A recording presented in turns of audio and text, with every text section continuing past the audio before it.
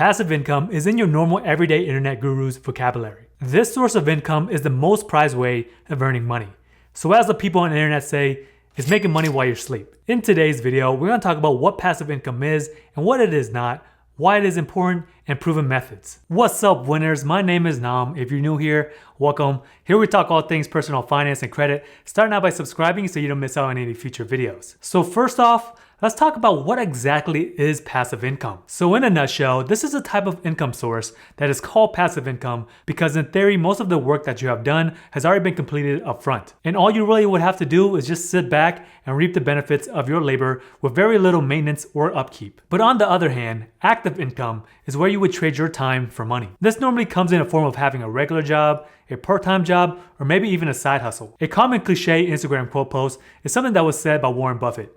If you don't find a way to make money while you sleep, then you will work until you die. As cliche as this is, it is true. Now there are so many videos out there that talk about different types of passive income, but what is rarely ever talked about is the need for it. There are so many hours in a day, and you can only work so many of those hours, unless you're Gary Vee. But seriously, time does not discriminate, and this is something that levels the playing field. Everybody on this earth has a limited amount of time, and nobody has ever become wealthy just being an employee. The majority of people out there who is considered wealthy, they have made their money through some sort of passive income. These individuals have built a system where it would limit their time of involvement to have the highest amount of return. If you have a 401k, that right there is a form of passive income because your investment, which is money that's compounding in correlation to the stock market and bonds or whatever you have your money invested on, that money is growing without you having to do anything besides just having it sit there, and maybe you got to rebalance it every year or so, but in the majority of cases, this will just happen automatically. So before I start talking about the proven methods of passive income,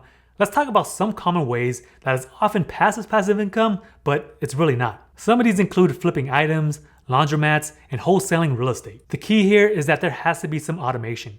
If you're actively making calls, physically shipping things, and fixing broken washers, this is not passive. So my point here is that there's a lot of people who refer this as passive income, but most of the time, these are not true sources of passive income unless you set up a system that works that way. So enough of me blabbering. Now let's go over 7 passive income ideas that have been proven by many. The first method of passive income that we're going to be discussing will be affiliate marketing. Over the past few years, affiliate marketing has been growing more than ever. Somebody always has something to sell. So from my own personal standpoint, it does make it much easier if you already have an audience already, but if you are new, it may take some time to gain an audience, or you would have to create an ad and promote these products to make passive income. So let me give you an example using myself.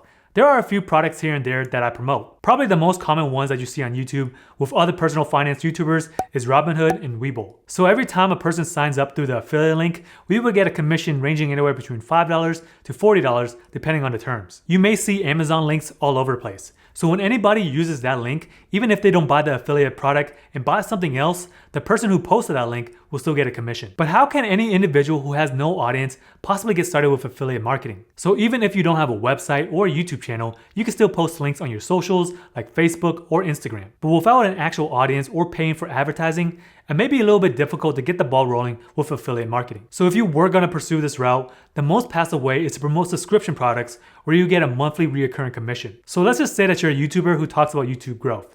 So you may be promoting a product called TubeBuddy. For every person that you sign up, you will receive a recurring commission as long as they continue to pay for the membership. These are the type of affiliates that you want to get. The reason being is that you only have to acquire that customer one time, and as long as they continue to pay for that service, you continue to receive your cut. Let's keep it moving with the second item on the list, which is selling digital products.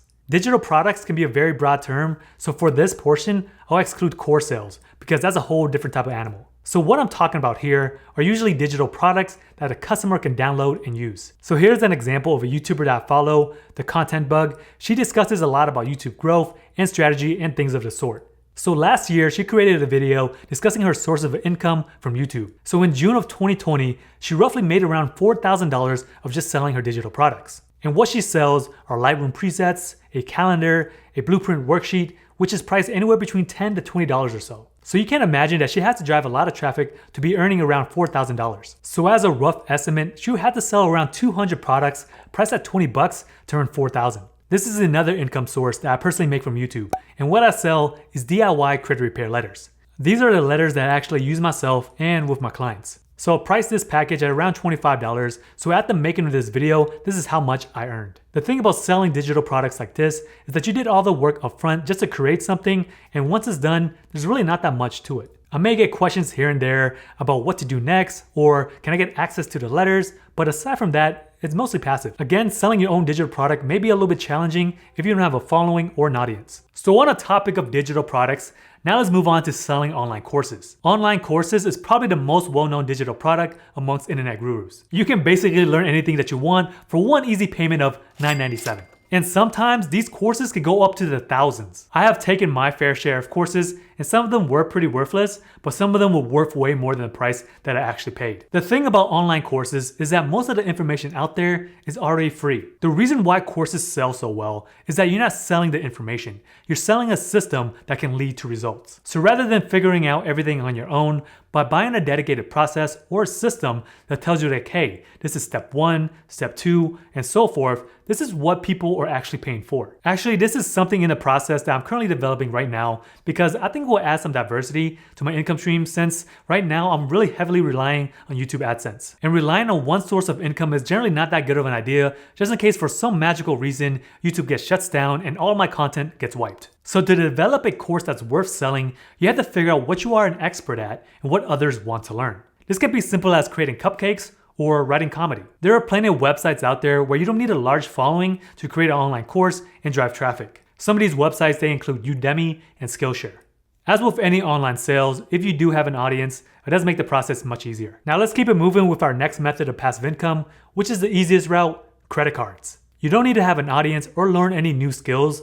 All you really gotta do is just buy things that you normally do. There are plenty of people out there who are not fans of credit cards and who prefer to buy everything in cash.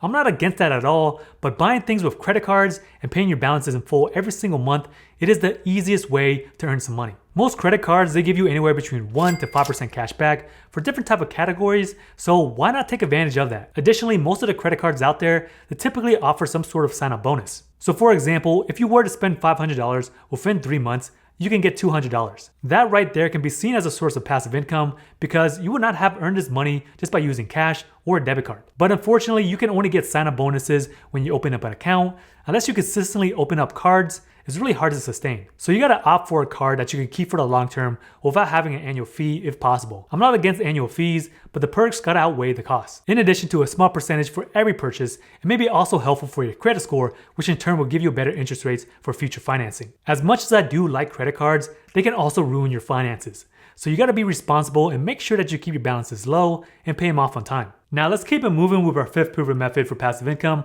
which is investment income. The type of investing that I will be discussing in particular will be equities or lending. Probably one of the most passive ways to make money off of the stock market is by investing in the stocks that pay dividends. This form of income can be as active or passive as you want. There are plenty of people out there who specialize on this particular way of investing, and one of my favorites that talk about this is Andre Geek. His videos are magical, literally. Not every state's gonna do this, so personally, I'm really not a fan of dividend investing because I'd rather actively manage my portfolio by trading every now and then and make money off the appreciation or whenever the stock gains value. So the way dividends work is that whatever stock that you are investing to, so let's just say AT&T, they will give you a portion of the company's profits on a quarterly basis. And you really don't have to do anything. So as long as you hold AT&T and they continue to make money, you'll continue to receive a cut of the profits. Another realm of investment income is peer-to-peer lending. It is exactly what it sounds like. You're lending your money to other people. There are companies out there such as Lending Club or Prosper that allow you to hand out microloans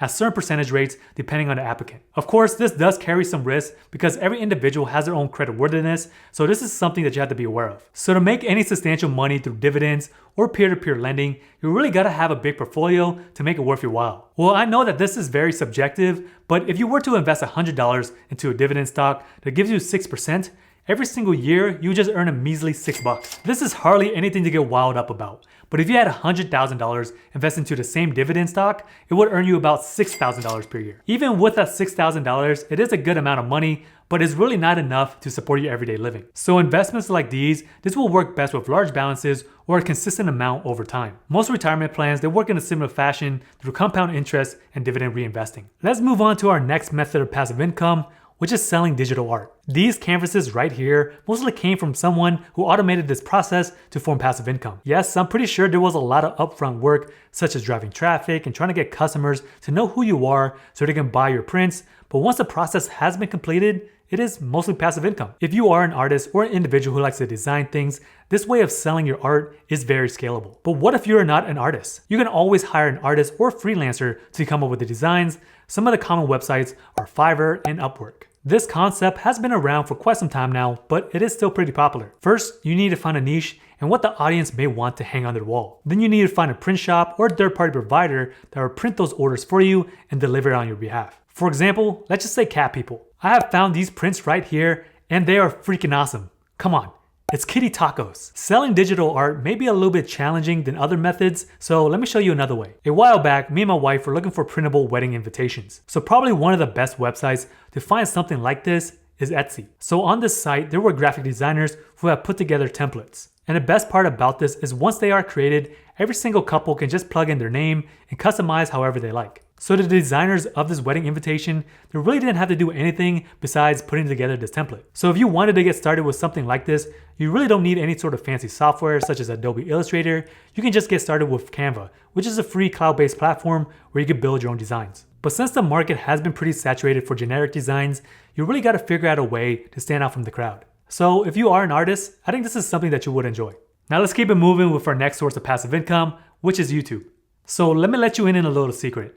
One of the best ways to make passive income is to make a YouTube video about passive income and make passive income off of that video talk about passive income. It is a never-ending loop. But on a serious note, YouTube is mildly passive since there is a lot of work that's done up front, and plus there is some sort of maintenance. So for days that you don't even post videos, you are still making money. Once you have built a large enough catalog of videos, each one of those videos will make a couple of dollars here and there, but over time, once your video catalog grows, it just compounds. There are YouTube channels out there that outsource script writing, voiceovers, and also editing. So this can be very passive as long as you have a system put together. But again, if you do decide to stop posting videos, I am pretty sure that your AdSense revenue will decline as well. So it's really hard to say how much maintenance a channel will require. So for your channel to do well for the long term, you really gotta make evergreen content. Trending topics will help your channel grow, but evergreen videos will sustain your channel when views slow. Just like most markets, it's really hard to predict the longevity of YouTube. We have seen YouTubers that come and go, so you gotta milk it while you can. Now let me throw in a bonus. The next proven method of passive income is by having a membership website. This will allow you to have a predictable income rather than fluctuating income sources such as AdSense or sales. You can either build a website from scratch and charge a membership to access its contents, or you can just use the platform that's already pre-made. The pre-made route is much easier, but your commission will be less. A common website that's used is Patreon. This website allows you to set your own rates of what you want to charge, and in return, you would just share exclusive content to your tribe. Another popular company that's on the rise is OnlyFans. If you guys are not familiar with what OnlyFans is, this is a paid membership website where each individual can charge whatever they want on a monthly basis to get access to its contents. But in general, OnlyFans kind of just target a demographic that are willing to pay for adult type content. So to keep this PG, I really can't post any examples. I'm not saying that you gotta do this type of content. There are also dudes that make content as well. I think Bandman Kevo has one, but I don't think he posts nudes. There was a study that was done by Influencer Marketing Hub that showed that the average earnings from OnlyFans is roughly around $180 per month. Of course, there are millions of users and creators, so there's a niche for everything. Recently, there was an actress who made headlines who earned more than $1 million within the first 24 hours. But again, she was a semi-celebrity already, so she already had an audience. But even if you do have a small following on Instagram or any type of tribe, you can always turn this into passive income. Now, I want to turn it over to you. What passive income sources are you going to pursue? Are you going to create a niche website and start affiliate marketing, or are you feeling a little freaky and start at OnlyFans? Let me know in the comments right now.